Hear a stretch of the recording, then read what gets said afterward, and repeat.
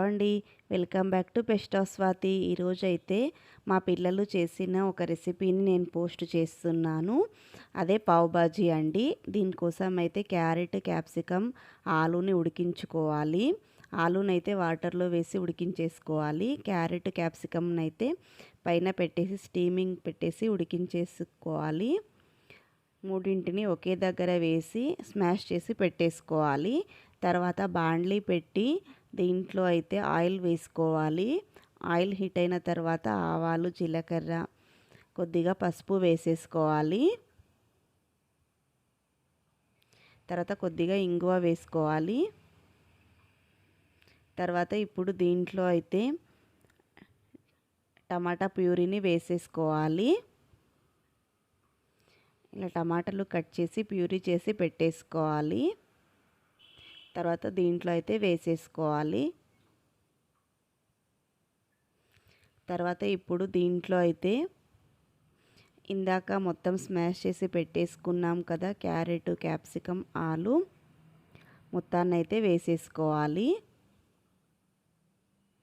ఇది అయితే మా అక్క కూతురు చేసిందండి ఈ రెసిపీ అయితే. ఇది మహారాష్ట్ర స్పెషల్ పావ్ బాజీ. తర్వాత దీంట్లో అయితే మొత్తాన్ని వేసేసుకోవాలి.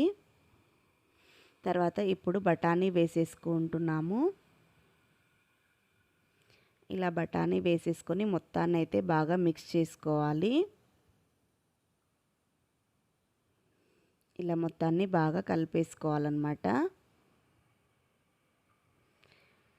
తర్వాత ఇప్పుడైతే దీంట్లో రుచికి తగినంతగా సాల్ట్ వేసుకోవాలి.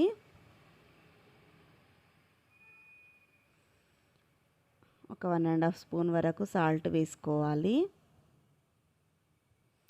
ఒకసారి కలిపేసుకోవాలి. తర్వాత ఇప్పుడు దీంట్లో మిర్చి పౌడర్ అయితే వేసుకోవాలి. ఒక 2 స్పూన్స్ వరకు వేసేసుకోవాలి. వేసుకొని ఇప్పుడు దీంట్లో కొద్దిగా వాటర్ అయితే వేసుకోవాలన్నమాట. వాటర్ వేసుకొని మొత్తాన్ని బాగా కలుపుకోవాలి. ఇది మరీ గట్టిగా ఉండకూడదు, మరీ పల్చగా ఉండకూడదండి, మీడియంలా ఉండాలి. తర్వాత దీంట్లో పావ్ బాజీ మసాలా అయితే వేసుకున్నాము.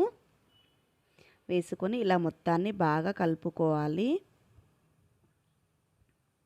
ఇది మొత్తం బాగా ఉడకాలన్నమాట.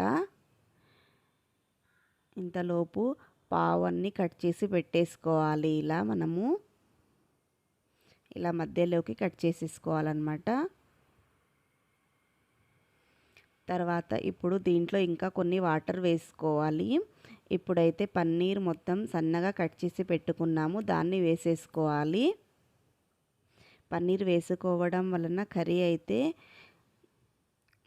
దగ్గరికి వస్తుంది కదా ఉడికి, అందుకే ఇంకా కొన్ని వాటర్ వేసుకోవాలి. ఇలా వేసుకొని మొత్తాన్ని బాగా ఉడికించుకోవాలి.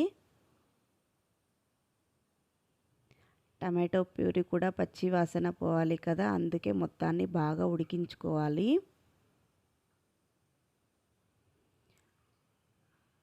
ఇలా మొత్తం బాగా ఉడకాలన్నమాట. ఇది అయితే చాలా టేస్టీగా ఉంటుందండి. ఈవినింగ్ స్నాక్స్లోకి పిల్లలకి చేసి ఇవ్వచ్చు, చాలా టేస్టీగా ఉంటుంది. తర్వాత ఇది ఇలా ఉడికేటప్పుడు బటర్ వేసేసుకోవాలి. బటర్ వేసుకొని మొత్తాన్ని బాగా కలుపుకోవాలి.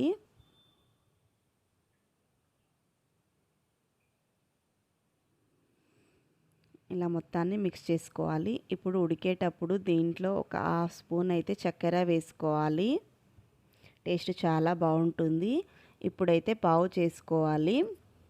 కొద్దిగా నెయ్యి వేసుకోవాలి పెనం పైన. తర్వాత ఒక చిటికెడు మిర్చి పౌడర్ అయితే వేసుకోవాలి. వేసుకొని పావు పెట్టి ఇలా పావునైతే ఇలా పెట్టేసుకోవాలి. ఇలా రబ్ చేసుకొని పెట్టేయాలన్నమాట. ఇలా చేయడం వలన మసాలా అంటుతుంది పావుకి. ఇలా రెండు వైపులా కాల్చేసుకోవాలి పావుని. ఇది అయితే బాగా ఉడుకుతుంది చూడండి మనకు. ఇప్పుడు దీంట్లో అయితే కొద్దిగా కొత్తిమీర వేసేసుకోవాలి.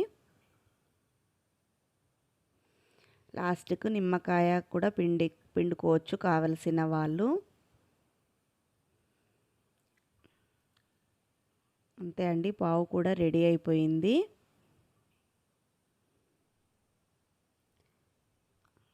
ఇలా ప్లేట్లో పెట్టి సర్వ్ చేసుకుంటే సరిపోతుంది. మహారాష్ట్ర స్పెషల్ ఫుడ్ అయితే పావ్ బాజీ రెడీ అయిపోయిందండి.